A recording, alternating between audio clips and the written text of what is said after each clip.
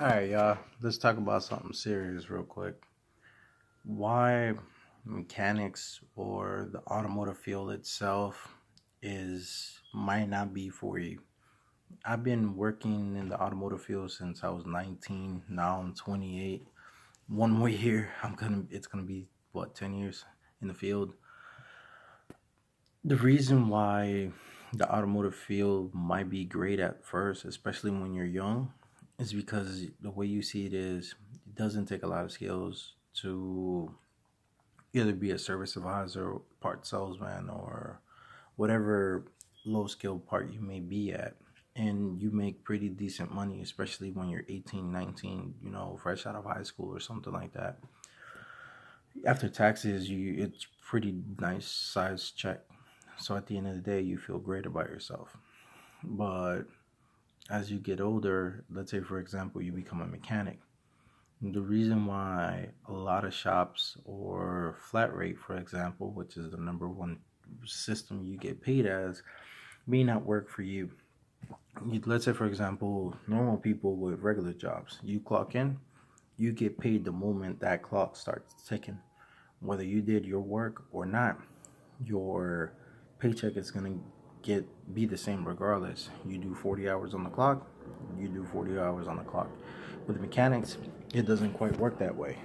The way it works out is, I live by Air Force Base. The way it works out is you clock in, you get paid based on the services you perform on a vehicle. Let's say, for example, where I work at now, for an oil change, it's 0.2 or 2/10 of an hour. Once you get 100, it becomes an hour. So obviously, doing the math, about 8 oil changes, you get an hour. Obviously, oil changes are pretty quickly, especially working on Hondas. It takes you 15, 30 minutes, you in and out, boom, no problem. Okay, cool. But let's say, for example, with newer cars, you have shields and add plastic on top of plastic that you have to take off. It makes it more time consuming. So now this 0.2 that you would get regardless of whatever kind of car comes into the shop might take you an additional 15, 20 minutes, because now you got to take down that plastic shield down the bottom. You got to take that metal shield. And if you work on Hondas, good luck taking off those screws or the Phillips, because they're always either stripped from the person before you. If they're from the factory, good luck, because the machine over tightens the crap out of it. You're going to break one, or if you're fortunate enough to get all 4 out with no problems, great. Cool, keep it moving. But, flat rate, like I was saying, it sucks and it's okay at the same time. If you're in a shop and it's busy all the time and you're making hour bank after bank, you're never going to have any problems. You're going to be okay with it, for the simple fact that you're seeing it as, screw it. I was only here, 20 hours, this week, and I made 100 hours on my check. Cool, that's, phenomenal when it works, when it needs to be. But let's flip it the other way around. You're in your shop for 40 hours and you only clocked in 10 hours of mechanical labor. You're not going to get paid for those 40 unless your job has some sort of compensation program and stuff like that, which, it's great when they do. But a lot of times the way it works out is they will pay you. Let's say, for example, the first week that is low, they will pay you I think like a 50% based on how much your usual check is. The second time it's low, it's going to be, hey, look, we can't pay you that 50 again. We'll give you a good, 45. You'll still take it. The third time that it's low, it's a 30% off, and it keeps dropping off, unless you're one of the old timers in the shop. New kids coming in or a tech that's coming into that shop, they're obviously not going to have the same perks or privileges as the old head that's been there the longest time. For the simple fact that, a lot of shops take care of their older guys because they like their their loyalty, because at the end of the day, they figured, well, X amount of time investing in this guy. This guy has been here for X amount of time. He's not going to leave now because this is all he knows how to do. Therefore, he's just going to stay with us. So therefore, Bobby, who just came in probably about a year ago, he has no string attachment. He can leave whenever he wants. And it's okay, but, not okay. And that's just the way they see it. But, so that's why they're not going to take care of that new kid versus that old head. Another thing is that flat rate, it sucks in the simple aspect that a lot of customer thinks, oh no, you guys are outrageously charging me $900 for an alternator to installed or something. Well, to be honest with you, the mechanic doesn't even make all that money from that 900. Most of it stays within the shop or pays other employees, the lights and the crap like that. That mechanic who's probably working on your car probably is getting what, let's say for example, a high estimate of $24 an hour to work on your car. Yeah, the labor might be 2 hours, let's say for example, on an hour and a half on a basic 4-cylinder or something like that. Let's just throwing numbers out there. That 1 hour and a half that he worked on your alternator, all he gets paid for is 24.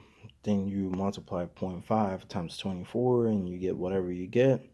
And that's all he actually ended up making. He didn't pocket that $600 for labor. He doesn't take home that $600. That's not how it works out at all. There is a lot of shops that they're trying to switch out of flat rate and do this thing called like sort of hourly mixed with flat rate. Like I know NTB does it. Pep Boys started doing it too.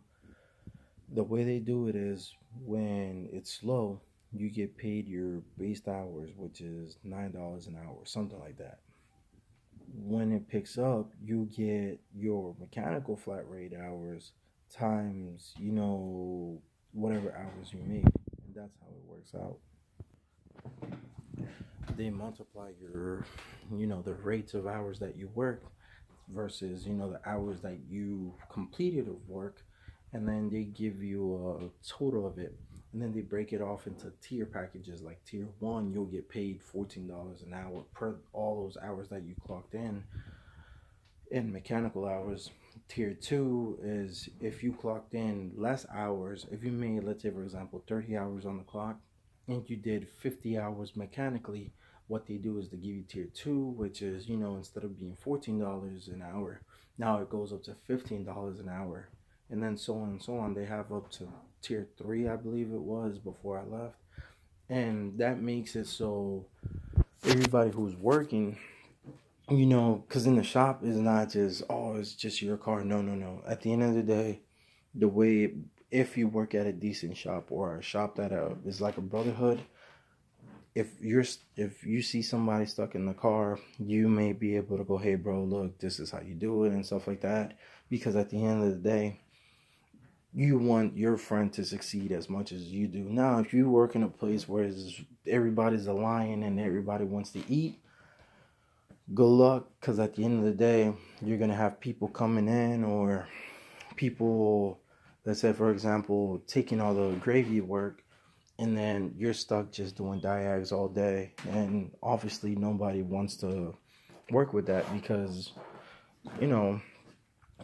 you are doing check a no start, check, why this car is having this issue, drivability, whatever the problem may be that the customer came for. And now you see your buddy across from you, he's out here doing on his second set of brake pads, and you're stuck on that car that came in for a no start.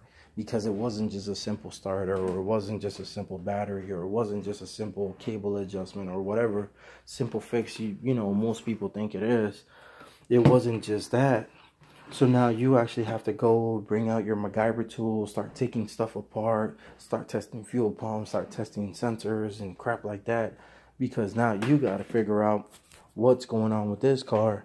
By the time you finally figure out what's going on with that car, you look at the clock and it's like you spent 3 hours on this 1 hour diag that you're only gonna get paid 1 hour, and your buddy over here is working on his third set of brakes that you know you're just out here going, really, like, this doesn't even make it fair.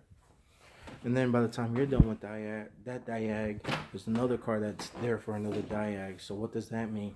You're fortunate enough to roll the dice again. So now you got another car you got to check for. Why is it having a situation with not charging? Sometimes it's not just the alternator. It could be a fuse that broke. Maybe the computer doesn't want to send the signal. With newer cars, newer systems, it's more complex than how it used to be. Before, you had a battery light, yeah, you need an alternator. Could be your belt stretched out. Nah, not really with new cars now, because let's say, for example, on some of the newer Accords, or I think it was the Accord, or a CRV, let's say, for example, the battery light came on. Okay, cool. We put in the charger tester and stuff like that on it. What happened? We ran it through the system. The system said, okay, we put a voltmeter on it, which a lot of times, as old techs, they will know. You put a voltmeter on it, it says you have 13 or 14 volts, good alternator, right? Nah, not with the new Hondas or the new way new cars are coming out. The way their design is, unless there's a stress load or something like that, you're not going to require more energy from the alternator. Therefore, the output's not going to variate, just because, your old alternator will always spin up 14 volts, sometimes overcharging the system or whatever, causing more parts failure and stuff like that. Now, the way it's set up is your computer goes, hey, I need more energy. Let me go talk to Mr. Alternator. Mr. Alternator, give me more juice. And then in the middle of that communication, there could be a pin that's pinched. There could be, let's say, for example, a mouse that ate that wire. Now, you got to go and trace the whole wiring harness to figure out what's going on with this situation. Obviously, that's not the same as you seeing your buddy next door just doing brakes. And that's your 2 cars for the day. Versus him, he's been doing all the easy stuff or the quick fixes. As most people in the shop calls it, the gravy. And he made 20 hours and you're only stuck with 4 hours. Hey fatty, what's up, mama? Yeah, picking up my pit bull.